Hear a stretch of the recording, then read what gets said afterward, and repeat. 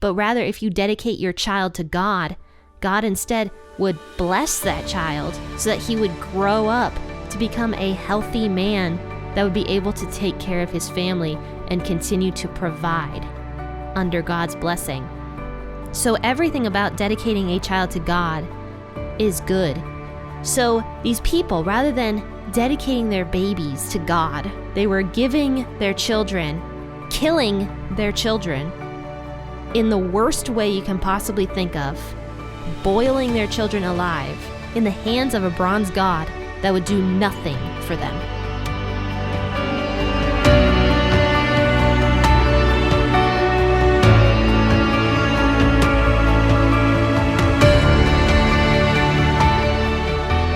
Hey, faithful listener, grab your cup of coffee and experience the Bible in a way you never have before.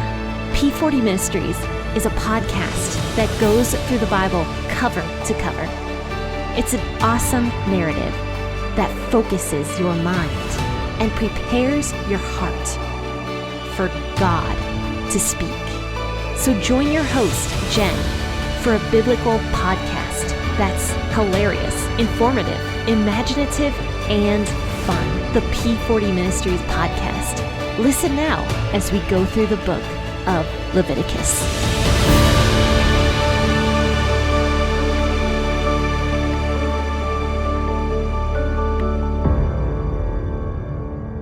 Hey, good morning, friends and faithful listeners. This is Jenn with the P40 Ministries podcast. Thanks for tuning in this morning to discuss the scriptures with me. Today, we're actually going to be talking about Leviticus chapter 20, verses 1 through 8. I'll be reading out the WEB version, and we're going to learn a little bit more about who this Molech is. Yeah, Molech. Interesting god to research about, and also it made me kind of sick. I'm not even going to lie. But let's go ahead and talk about Leviticus chapter 20, 1 through 8. I'll be reading out the WEB this morning. Yahweh spoke to Moses, saying, Moreover, you shall tell the children of Israel, any of the children of Israel, or of the strangers who live as foreigners in Israel, who gives any of his offspring to Molech, shall surely be put to death. The people of the land shall stone that person with stones. I will also set my face against that person, and will cut him off from among his people, because he is given of his offspring to Molech, to defile my sanctuary and to profane my holy name.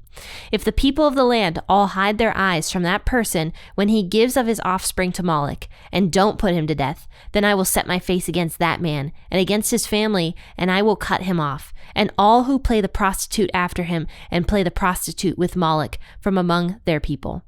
The person that turns to those who are mediums and wizards to play the prostitute after them, I will even set my face against that person and will cut him off from among his people.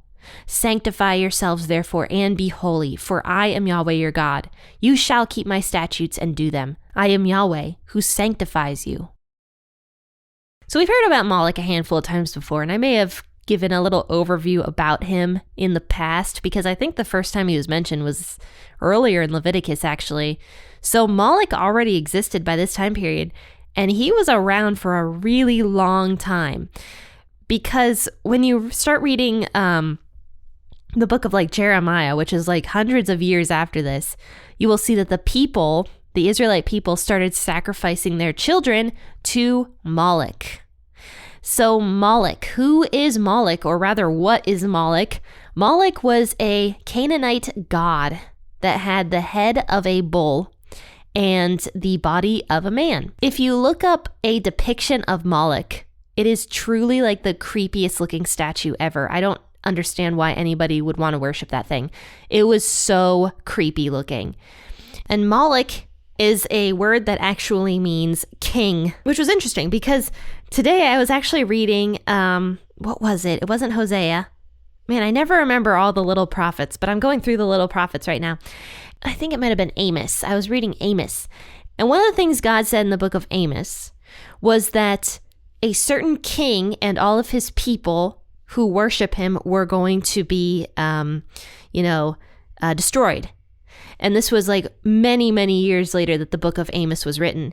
But it's funny because in my little notes underneath the word king In my Bible, it actually said this could be referring to Molech, because Molech was another word for king. So God might have been saying that Molech and all of his worshipers were going to be destroyed. So Molech is a really old god, and he was invented by the Canaanite people. Why they worshipped him and what they felt they were gaining from him, I truly don't know, because a lot of gods were associated with certain things. Like, for example, we see the goddess Asherah a lot in the Old Testament as well, but Asherah was a goddess who apparently would give the people fertility. So she was a fertility goddess, and the people would worship her so that they could be more fertile. So that was why Asherah was worshipped, but the god Molech, the little g god Molech, was worshipped for I don't even know why. And there's still not a lot of evidence as to why Molech was worshipped. And in fact, a lot of people like to say that Molech doesn't exist. But there was actually an archaeological dig that happened a couple decades ago where they kept finding the letters that would be translated to MLK in English on a whole bunch of stuff, which was probably referring to Molech. So there is evidence for Molech in our world today with these archaeological digs.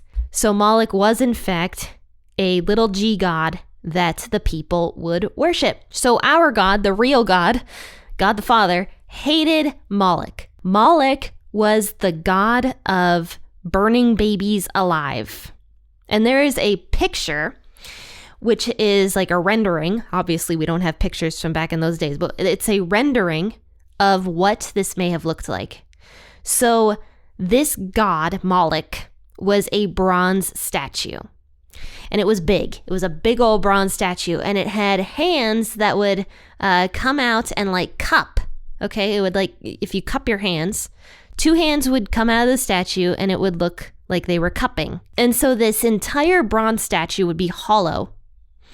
And inside the statue, a fire would be built that would heat up the entire statue to like beyond boiling. It was miserable, right? How hot the statue would get.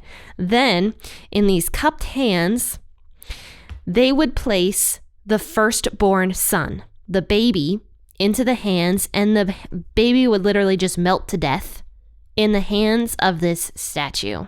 And it was sick. Like, I actually felt queasy after I was reading about it, because not only would they melt the baby in the hands of Molech, but the priests, while this was happening, and this was written in, I believe, the Talmud, the priests of Molech would start blowing their trumpets and beating on their drums to drown out the sound of the baby's cries so that the heart of the father of the baby would not be swayed. That was their specific purpose.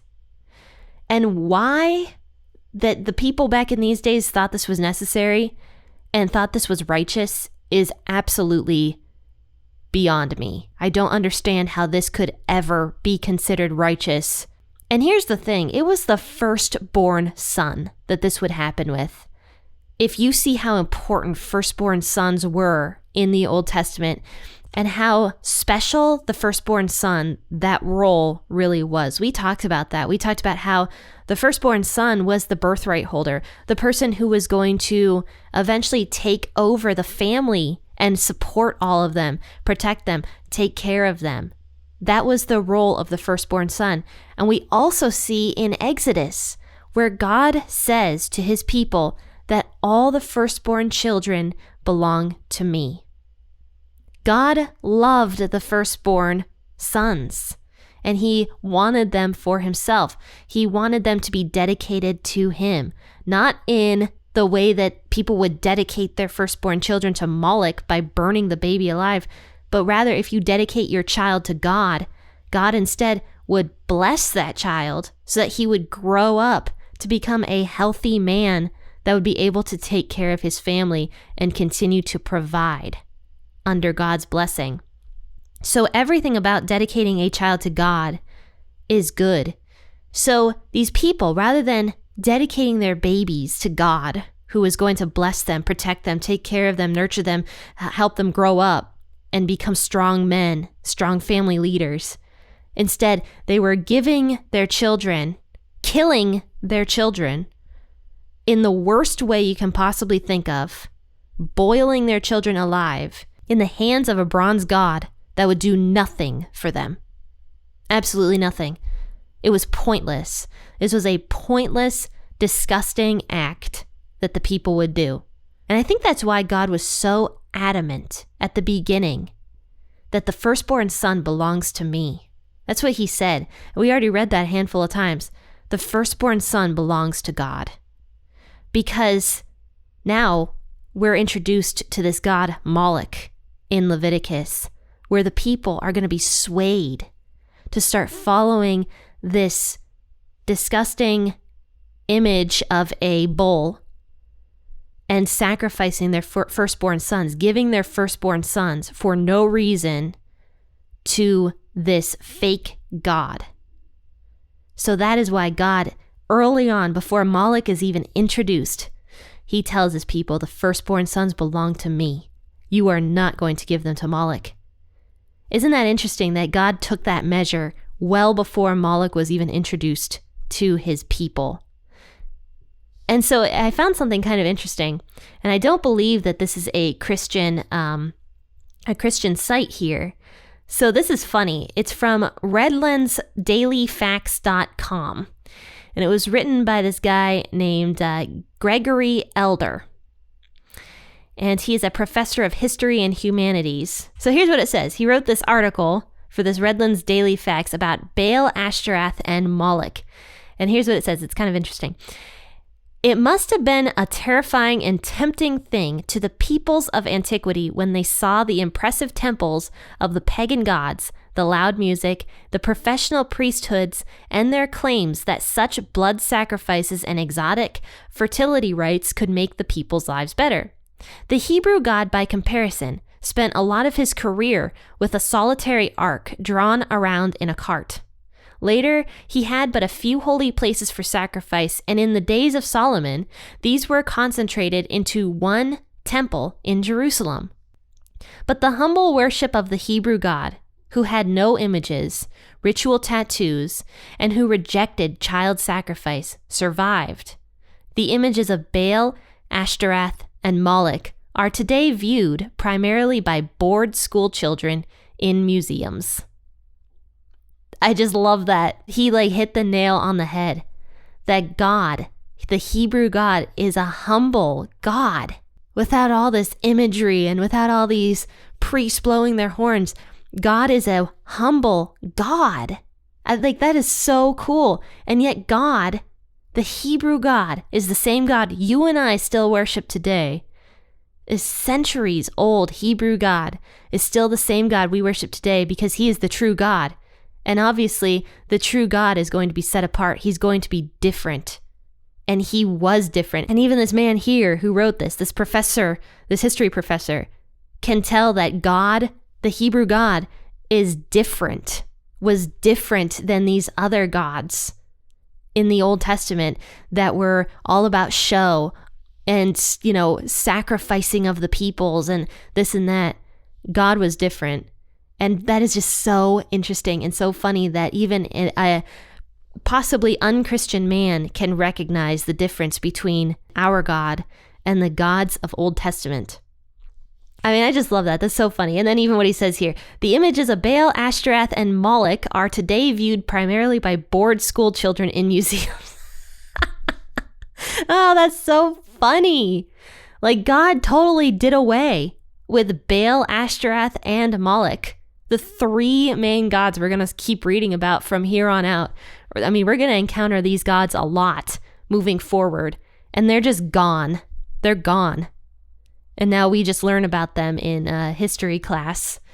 Yeah, I mean, that's just so interesting. But moving back to Leviticus 20, God actually says here that anybody who offers their children to Molech shall surely be put to death. And the people of the land shall stone the person with stones. I think that's a really important thing to recognize here. And you guys might think, oh, that's so harsh. Why would God command somebody to be stoned with stones? Well, here's the thing. This was a sick thing that people were doing to their children for absolutely no reason at all. You have to remember that. This was for no reason. They were sacrificing their children. And so When God says that the people of the land shall stone that person with stones, this is showing all the people of that land that this is evil, this is wrong, and they shouldn't be doing this. This was a deterrent for every single person that lived in Israel to not go after these foreign gods that actually God says are demons. Like the people were worshiping demons. We saw that before. And so this is just a deterrent that the people of the land would see. If a person was offering their children to Molech, everyone in that community would go out and stone that guy because of the fact that he murdered his child. And it says, if the people of the land choose to look away from this, it says that God then is going to set his face against that man and against his entire family. And God is going to cut him off and all who play the prostitute after him to play the prostitute with Molech from among their people. So if the people weren't going to punish this man and his family that did this, God was going to. And God says that if the people turn away, look the other direction and let this just keep going, God is going to set his face against his people, which is what ends up happening. Because guess what? The people never stoned anybody from sacrificing to Molech. Not once in scripture that I know of is that mentioned that somebody was stoned for that. So the fact that it never happened, at least that we know of, says something about the people. And it says something about how God knew what his people were going to do as well. Because later on, once they start sacrificing their children to Molech and they all start following along and doing the same old thing as everybody else, that's when God puts them into exile, his people. And that was when Molech, Asherah, and Baal, that's when those gods are kind of destroyed and done away with as the Greeks came in and the Romans came in as well and kind of did away with all of that. And yeah, I mean, we see in history how this ended up happening and how God is not lying here, that he truly does set his face against his people once they start doing this. So in verse 6, it says, the person that turns to those who are mediums and wizards to play the prostitute after them, I will even set my face against that person and will cut him off from among his people.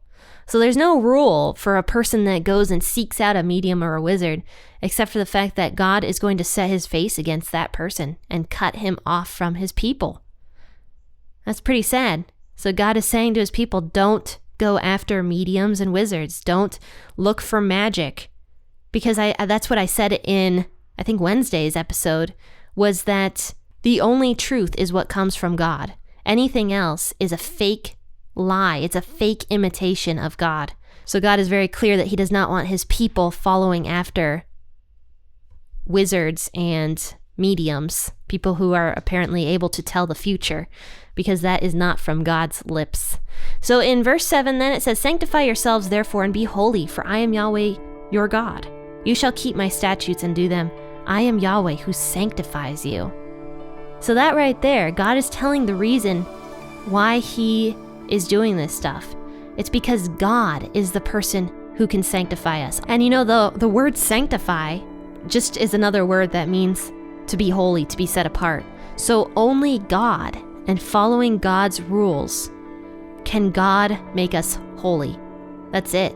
And God says, do these things because I am the one that makes you holy. I am the one that sets you apart, makes you different, makes you special, and adopts you as my own children. Friends, thanks for tuning into this episode. It was kind of both sad and interesting to learn a little bit more about Molech. I did know about Molech before, but in order to do this episode a little bit better, I did research him again. But friends, I just hope you have a really good weekend, and you tune in Monday for an episode out of Leviticus. Once again, we're going to be talking more about Leviticus 20 and different rules that were worthy of death. Fun stuff. I gotta be honest with you guys, Leviticus 20 is not my favorite chapter in Leviticus. It's not my favorite to talk about, but It's in Leviticus for a reason, so we need to learn about it and see what God has to say. But friends and faithful listeners, Easter's around the corner, so take a look at the Alive Coloring Devotionals. Those are actually devotionals that I wrote and illustrated for you guys last year for Easter, and so I hope you will take a look at them. I'll drop a link to those in the bio of the podcast episode. Friends and faithful listeners, I really hope you have a fantastic rest of your day and that you are blessed by this podcast. Happy listening, and as always, God bless.